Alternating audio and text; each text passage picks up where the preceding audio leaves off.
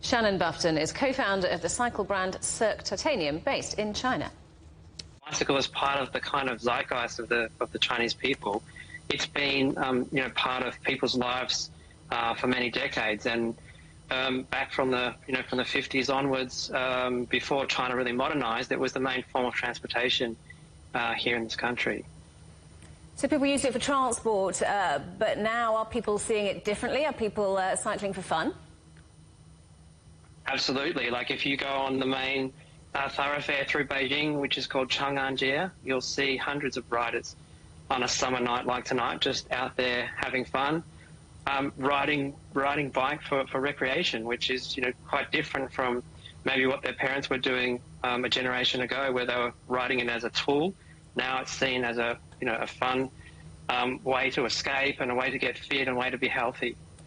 So what kind of people do you get cycling? Has that changed as well?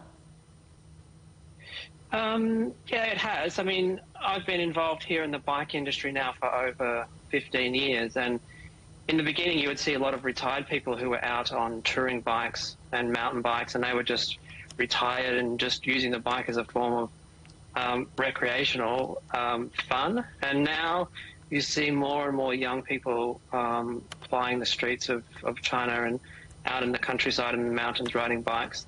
So there's been a huge movement in the younger generation getting into fitness and health and sport. And the bike has been, the last couple of years has been one of the major focus points for that. And how has the industry changed within itself? Can people now hire bikes easily like they can in the UK and France, for example? China was the pioneer of the kind of share bike scheme on mass scale. I think that Paris had probably some of the earlier schemes, but China really took it to the next level with their kind of share bike QR app scheme. So still you can hire bikes for riding around the city on almost every corner here in Beijing. And then when it comes to sort of recreational riding, there are also places where you can rent bicycles, but most people have their own private high-end carbon fibre and aluminium bikes that they're riding around the city and out in the suburbs. So you talked about the use of QR codes in hiring bikes there, but what about social media? What kind of impact is that having on the popularity of cycling? A very big impact. There's one particular app that's called Xiaohongshu, which is the Little Red Book in English. And last year and the year before, they had a big focus on cycling. So they had many activities where riders could kind of go around different parts of the city and sort of tag and take photos of those cycling-friendly locations.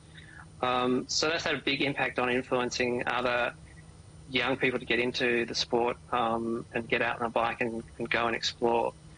So you see a lot of young influencers getting into cycling, a lot of female riders getting into cycling, and just going out and adventuring and exploring the city on two wheels.